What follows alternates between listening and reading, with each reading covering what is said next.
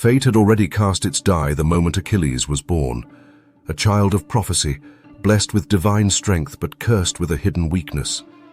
From the depths of the underworld to the battlefields of Troy, every step he took was another stitch in a tragic tapestry woven by the gods. And now, as war loomed on the horizon, a mortal, Patroclus, held the key to the hero's fate. Summary of Part 1. What happened with Achilles' heel? Achilles' heel, one of the most iconic symbols of Greek mythology, began with a desperate act of love and fear by his mother, Thetis. Knowing her son was destined for greatness but also vulnerable as a mortal, Thetis sought a way to make him invincible. She forged a secret pact with Apollo, the god of prophecy, who agreed to grant Achilles near immortality, but at a cost. Following Apollo's instructions, Thetis dipped Achilles into the river Styx, the sacred river of invulnerability. However, she held him tightly by his heel, the one spot left untouched by the river's power. From that moment, Achilles' entire body became impervious to weapons, except for his heel, which remained his only weakness. Thetis kept this secret hidden, even from Achilles himself, believing it would protect him from both the gods' schemes and the brutality of war. But Apollo, ever cunning, planned to use this knowledge when the time was right. As Achilles grew into an unmatched warrior, neither he nor the Greeks knew that a single wound to this small, forgotten part of his body would one day determine the fate of heroes and empires alike. The story of Achilles is more than just a legend. It is a testament to the cost of glory, the burden of secrets, and the fragile line between fate and free will. Are you ready to uncover the truth behind the greatest warrior in Greek mythology? Subscribe now and step into the world of gods, heroes, and destiny. The secret revealed by Patroclus. Achilles had grown into a young man of unparalleled strength and renown, a warrior whose name was whispered with awe across the lands of Greece. His fame had spread far beyond the borders of Phthia, reaching the ears of kings, warriors, and even the gods atop Mount Olympus. Yet, despite his seemingly invincible prowess, the secret of his heel, the mark of the pact between Thetis and Apollo, remained hidden, known only to his mother and the god of prophecy. Achilles himself believed he was utterly impervious to harm, a belief that fueled his fearless demeanor and unrelenting ambition. But the threads of fate were already weaving a tapestry of trials, and the first knot in this intricate design would be tied by a man named Patroclus, a warrior destined to become Achilles' closest friend and the unwitting guardian of his secret. Patroclus, though not a son of gods, was no ordinary warrior. His mind was as sharp as his blade and his loyalty unmatched. He quickly earned Achilles' trust, and soon the two became inseparable, brothers in arms, training side by side, laughing in the face of danger. But fate does not weave friendships without reason.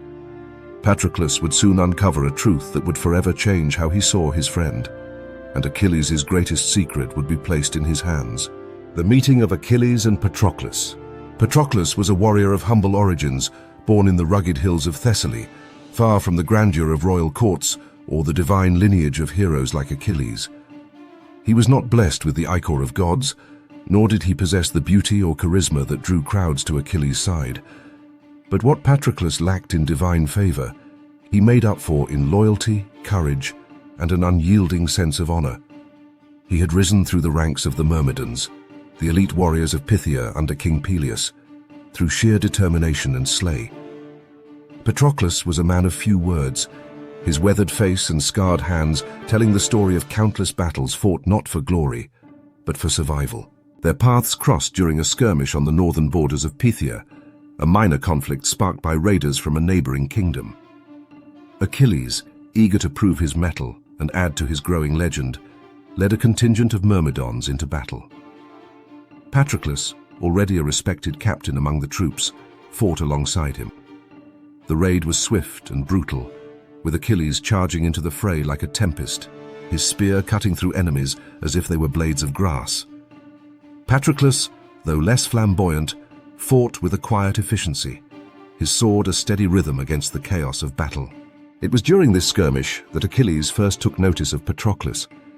As the enemy lines broke and the raiders fled, a lone archer, hidden in the trees, took aim at Achilles.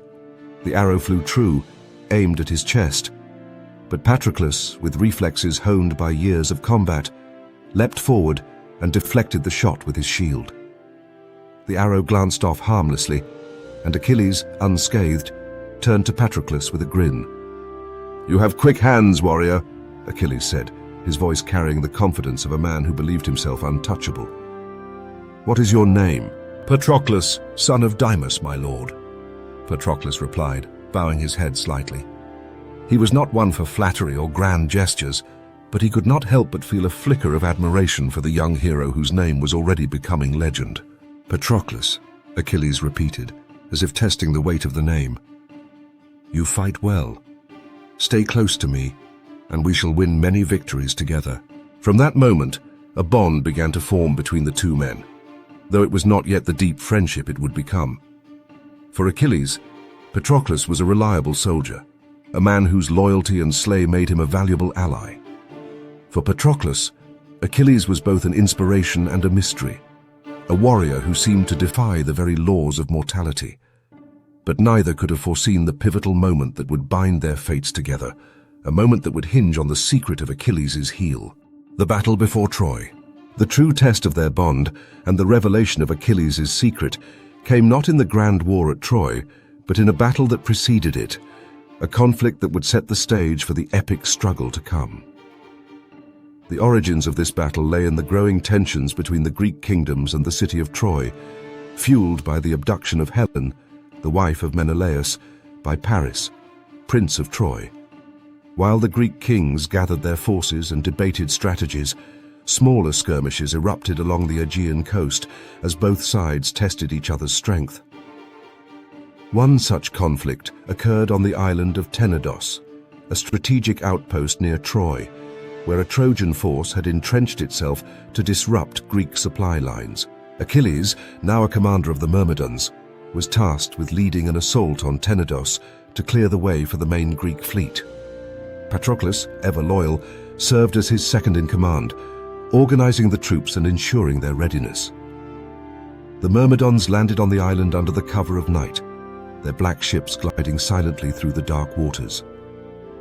At dawn, Achilles led the charge against the Trojan fortifications, his presence on the battlefield a beacon of terror for the enemy. The Trojans, though outnumbered, fought fiercely, their archers raining arrows from the high walls, their spearmen forming a tight phalanx to repel the Greek advance. The battle raged for hours, with Achilles at the forefront, his spear a blur of death, his armor untouched by blade or arrow.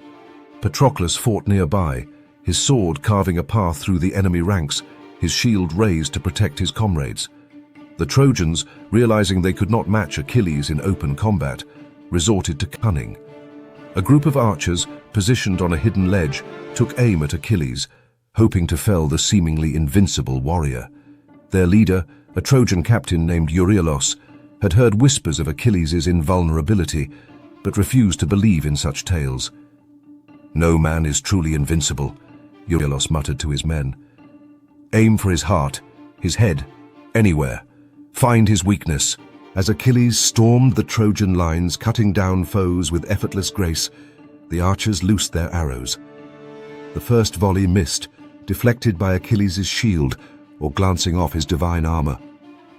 But Euryalus, observing closely, noticed something peculiar. Achilles moved with the confidence that bordered on recklessness, as if he believed no harm could come to him. "He does not guard his lower body," Euryalus whispered to his men. "Aim for his legs, his feet.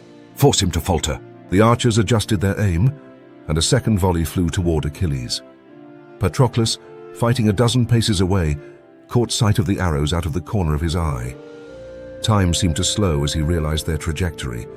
Most would miss, but one, guided by a cruel twist of fate, was headed straight for Achilles' heel. Without thinking, Patroclus threw himself forward, his shield raised to intercept the shot. The arrow struck the shield, but its tip grazed Achilles' heel, drawing a thin line of ichor. For the first time in his life, Achilles felt pain, a sharp, searing sensation that radiated from his heel up his leg. He stumbled, his spear dropping momentarily as he clutched at the wound. The sight of Achilles faltering sent a ripple of shock through both the Greek and Trojan ranks. The Myrmidons rallied around him, forming a protective circle, while the Trojans, emboldened, pressed their attack. But Achilles, though stunned, quickly regained his composure. The pain was fleeting, the wound superficial, and his divine strength remained intact. With a roar, he charged back into the fray, driving the Trojans back and securing victory for the Greeks. The revelation of the secret. After the battle, as the Myrmidons tended to their wounded and celebrated their triumph, Patroclus sought out Achilles in private. He found him sitting alone on the shore, his armor cast aside, staring out at the sea. The wound on his heel had already healed, leaving only a faint scar. But the memory of the pain lingered in Achilles' mind. Patroclus approached cautiously, unsure of how to broach the subject. "My lord," he began, his voice low, "are you well?" Achilles turned to him, his face a mask of confusion and frustration. "I am unharmed, Patroclus," he said, though his tone betrayed a hint of doubt. "But I felt something today. Pain in my heel. It was unlike anything I've ever known. I do not understand it." Patroclus hesitated. He had seen the arrow strike, had witnessed Achilles' stumble, and had pieced together the truth. The heel was Achilles' only vulnerability, the chink in his otherwise impenetrable armor. But Patroclus also understood the weight of this knowledge. To reveal it to Achilles might shatter his confidence, the very foundation of his strength. Yet to keep it hidden felt like a betrayal, especially if the secret could endanger Achilles' life in future battles. At last, Patroclus made his choice. He knelt before Achilles, his voice steady but soft. "My lord, I saw what happened. The arrow struck your heel, and it drew ichor. I believe that part of you is not like the rest. It is vulnerable, unlike the rest of your body." Achilles' eyes widened, a storm of emotions flashing across his face. Shock, anger, fear, and finally, a grim acceptance. "Vulnerable?" he repeated, his voice barely above a whisper. "How can this be? My mother told me I was invincible, that no weapon could harm me. Was she wrong? Or did she lie?" Patroclus shook his head. "I do not know, my lord, but I swear to you I will keep this secret. No one else saw what I saw, and no one else will know. I will protect you as I did today, and as I will in every battle to come." Achilles stared at Patroclus, searching his face for any sign of deceit, but all he saw was loyalty, the kind of loyalty that could not be bought or coerced. At that moment, Achilles realized that Patroclus was not just a soldier, not just a comrade, but a true friend, a man who would stand by him, even in the face of death. "Rise, Patroclus," Achilles said, his voice firm but warm. "You have saved me today, and not just from an arrow. You have given me something greater, trust. From this day forward, you are my brother, not in ichor, but in spirit." Patroclus rose, his heart swelling with pride and gratitude. "I am honored, my lord. I will guard your secret with my life." From that day on, the bond between Achilles and Patroclus deepened, forged in the crucible of battle and the weight of the secret they shared. Patroclus became Achilles' shadow, always at his side, his eyes ever watchful for any threat to his friend's heel. In public, Patroclus maintained his role as a loyal captain, barking orders to the Myrmidons and ensuring their discipline. But in private, he was Achilles' confidant, the one person with whom Achilles could drop his mask of invincibility and reveal his doubts and fears. For Achilles, the revelation of his weakness was a profound shock, one that shook the foundations of his identity. He had grown up believing he was untouchable, a demigod destined for greatness. Now, he was forced to confront the possibility that his mother, Thetis, had hidden the truth from him, perhaps to protect him, perhaps to manipulate him. The thought gnawed at him, fueling a growing resentment toward the gods, whom he suspected were somehow involved. But Achilles was not a man to dwell on fear. Instead, he channeled his anger into determination, vowing to prove that even with a weakness, he could still be the greatest hero the world had ever known. Patroclus, meanwhile, bore the burden of the secret with a quiet strength. He understood the danger it posed, not just to Achilles, but to the morale of the Myrmidons and the entire Greek army. If word of Achilles' vulnerability were to spread, it could embolden their enemies and undermine the fear that Achilles' name inspired. Patroclus resolved to be ever vigilant, not only in battle, but in the quieter moments, watching for spies, listening for whispers, and ensuring that no one else suspected the truth. As the Greek forces gathered for the great war against Troy, the stakes grew higher, and the secret of Achilles' heel became an ever-present shadow. The battle at Tenados had been a mere prelude, a skirmish compared to the epic conflict that awaited. Achilles and Patroclus sailed with the Greek fleet, their black ships cutting through the waves, their hearts heavy with the knowledge of what lay ahead. The Trojans, led by Hector and aided by their divine protectors, were a formidable foe, and Achilles knew that his reputation would be tested as never before. Patroclus, ever the pragmatist, began to devise strategies to protect Achilles without revealing the secret. He suggested subtle changes to Achilles' armor, adding reinforced greaves that extended lower to cover his heels, though not so obviously as to arouse suspicion. He also positioned himself and a select group of trusted Myrmidons to guard Achilles' flanks in battle, ensuring that no enemy could approach from an angle that might target his vulnerability. Achilles, though initially resistant to such precautions, came to appreciate Patroclus' foresight, recognizing that his friend's loyalty was not born of fear, but of love. Yet despite their efforts, the secret weighed heavily on both men. Achilles, though outwardly confident, began to notice things he had once ignored, the way arrows seemed to find their mark with uncanny precision, the way enemy commanders studied his movements as if searching for a flaw. Patroclus, for his part, lived in constant fear that the secret would be discovered either through treachery or misfortune. He knew that if it were, the consequences could be catastrophic, not just for Achilles, but for the entire Greek cause. The Divine Watchers.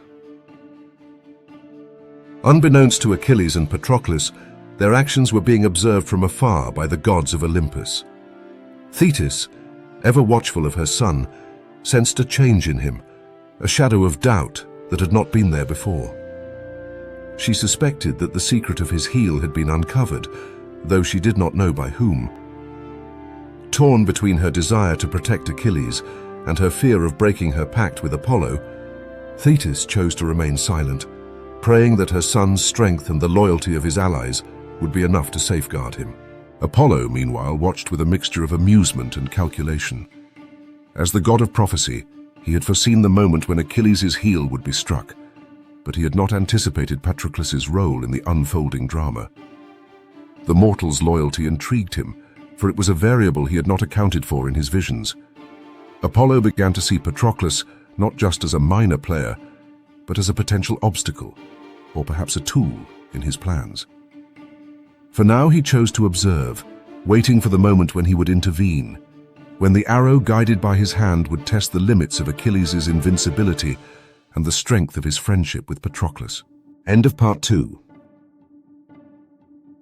As the Greek army approached the shores of Troy, Achilles and Patroclus stood side by side, their bond forged in battle and tempered by the secret they shared. The revelation of Achilles' heel had not weakened their resolve, but strengthened it, turning their friendship into a shield as powerful as any divine armor. But the war at Troy would bring new challenges, new enemies, and new betrayals, testing their loyalty and their courage in ways they could not yet imagine. The secret of Achilles' heel, once known only to Thetis and Apollo, now rested in the hands of a mortal, and the fate of a hero hung in the balance. Achilles' fate is written in the stars, but was it truly inescapable? Was he a hero or just another pawn of the gods? Share your thoughts in the comments. And don't forget to follow for more legendary tales from Greek mythology.